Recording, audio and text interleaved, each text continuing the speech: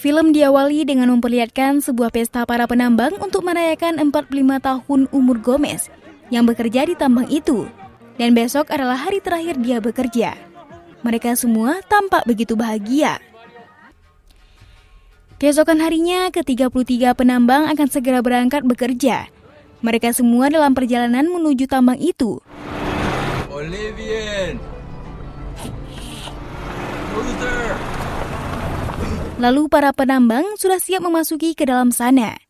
Ada seorang anak baru bernama Carlos. Hari ini adalah hari pertama kalinya bagi Carlos bekerja dan tampaknya dia cukup gugup.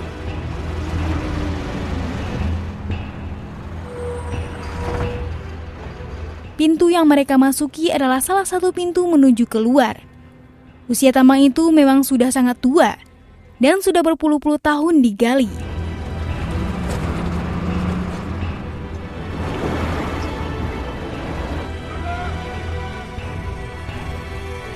Akhirnya setelah 1 jam perjalanan, mereka sampai di kedalaman 520 meter.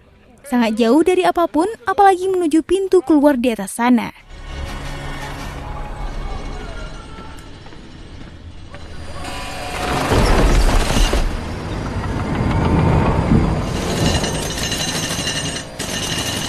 Mereka langsung memulai pekerjaan mereka sampai suatu ketika salah satu di antara mereka melihat sebuah retakan besar di sana.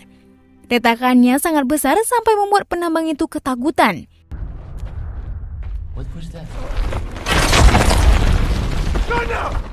Hingga akhirnya gempa besar terjadi.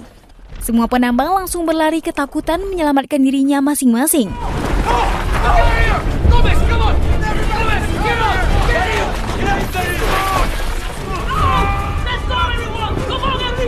Mereka masuk ke dalam mobil untuk segera pergi dari sana. Mereka tidak pergi ke atas, tapi ke tempat emergensi yang sudah dibuat berada di bawah, karena mereka yakin di atas sana sudah runtuh semuanya.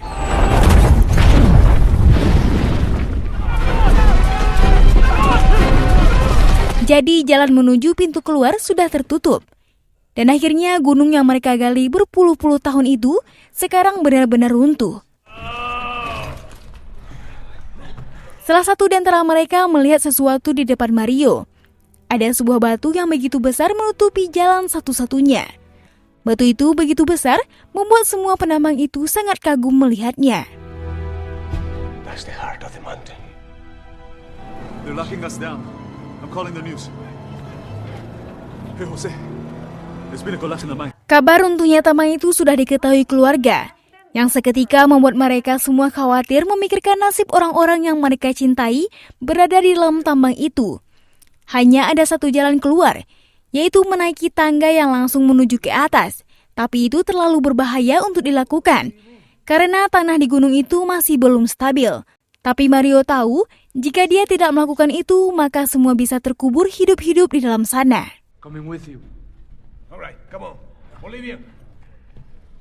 Para keluarga sudah berkumpul di depan tambang itu untuk menanti kabar kalau orang-orang yang dia cintai masih hidup dan selamat.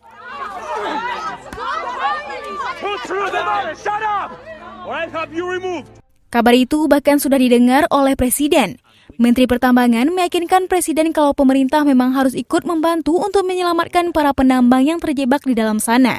Meskipun tambang itu dimiliki pihak swasta, tapi Menteri Pertambangan itu merasa punya tanggung jawab secara kemanusiaan, apalagi di dalam sana ada sekitar 33 penambang yang terjebak. Hello, this is Luis Orso. Can you hear me? Sementara itu, mereka yang terjebak di bawah sana terus mencoba mencari alat komunikasi yang bisa memberitahu ke atas kalau mereka masih selamat.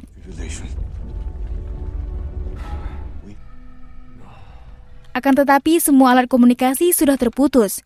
Hanya ada satu-satunya jalan, yaitu tangga yang sedang dinaiki oleh Mario dan temannya. Mario terus menaiki tangga satu persatu, hingga kemudian tak terlihat ada lagi tangga di atas sana. There's no more ladder. What? Mario tak lagi bisa melanjutkan perjalanan menuju ke atas. Dia benar-benar sudah pasrah sekarang. Ditambah tak lama kemudian gempa susulan datang yang mengakibatkan jalan keluar satu-satunya itu tertutup. Lord Jesus Christ.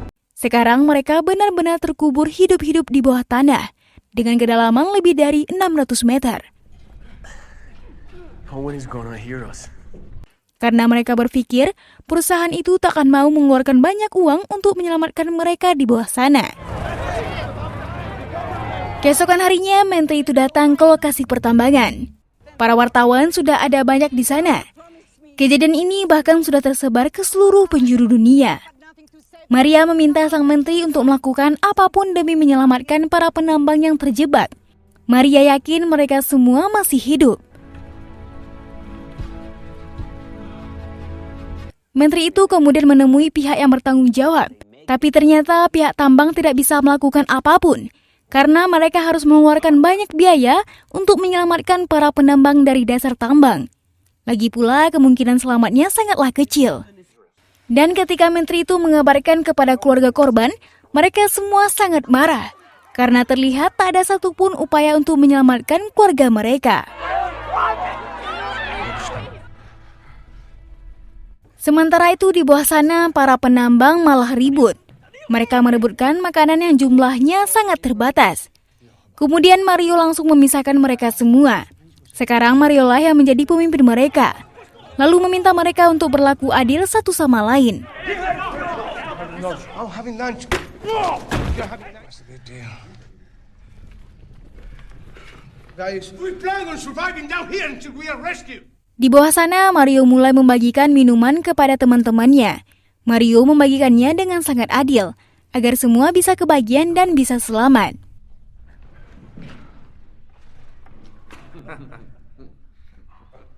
Tak lama kemudian, tim pengeboran pun datang.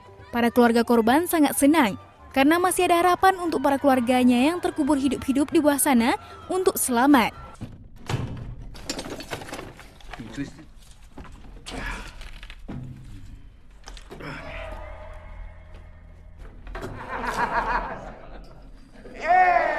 Para penambang itu mulai mendengar suara bor di atas sana, sekaligus menjadi harapan yang membuat mereka semua kembali semangat untuk menjalani hidup. Sang menteri memberikan fasilitas bagi para keluarga korban yang menunggu. Di sana dibuatkan ruangan kesehatan, ruangan makan, dan ruangan istirahat. Kini sudah 8 hari mereka terjebak di bawah sana, dan keadaan makanan pun tersisa tinggal sedikit. Mario membagikan sedikit demi sedikit agar ke-33 orang penambang itu bisa terus bertahan hidup.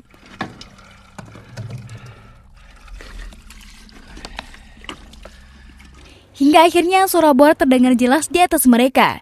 Mereka pun sangat bahagia karena sebentar lagi mereka akan kembali melihat sinar mentari.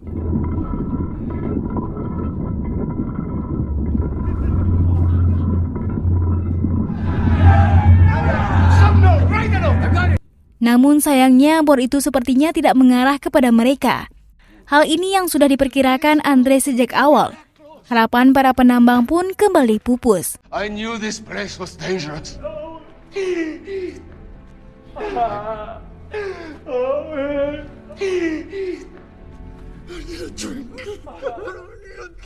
Get him on me! They're everywhere. Sekarang para korban pun merasa semuanya sudah berakhir. Saat ini makanan yang tersisa hanya 1 kaleng saja.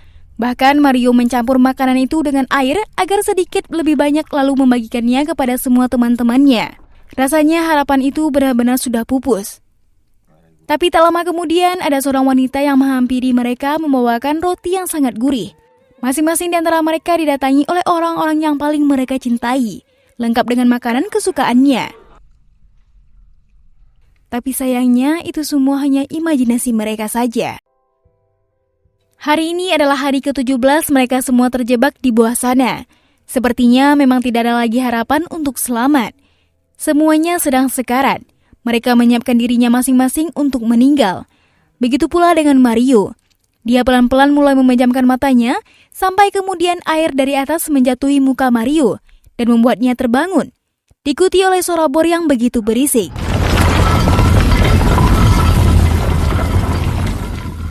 Mario langsung berteriak memanggil teman-temannya. Mereka semua bahagia. Harapan itu kembali tumbuh. Mereka memukul bor itu dengan besi yang kemudian hal itu didengar oleh menteri di atas sana. Penambang itu juga membuat pesan di ujung bor itu.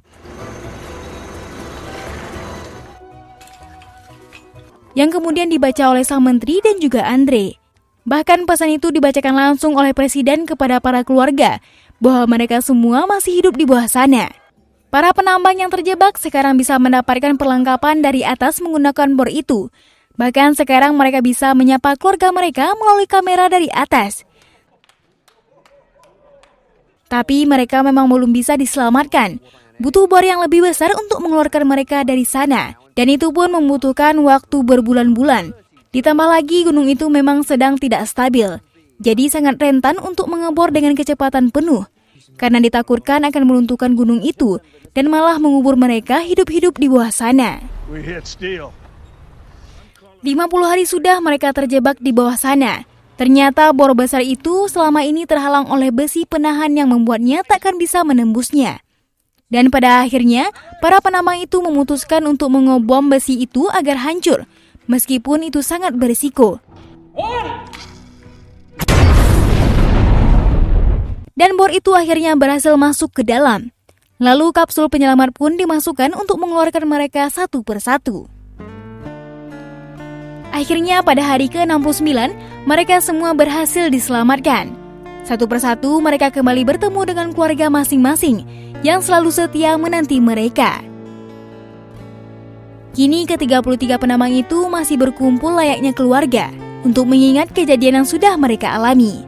Nah, sekian dulu video kali ini. Bagi teman-teman yang bekerja di pertambangan atau memiliki kerabat yang berprofesi serupa, semoga dilindungi oleh Yang Maha Kuasa dari segala mara bahaya ya. Terima kasih telah menonton.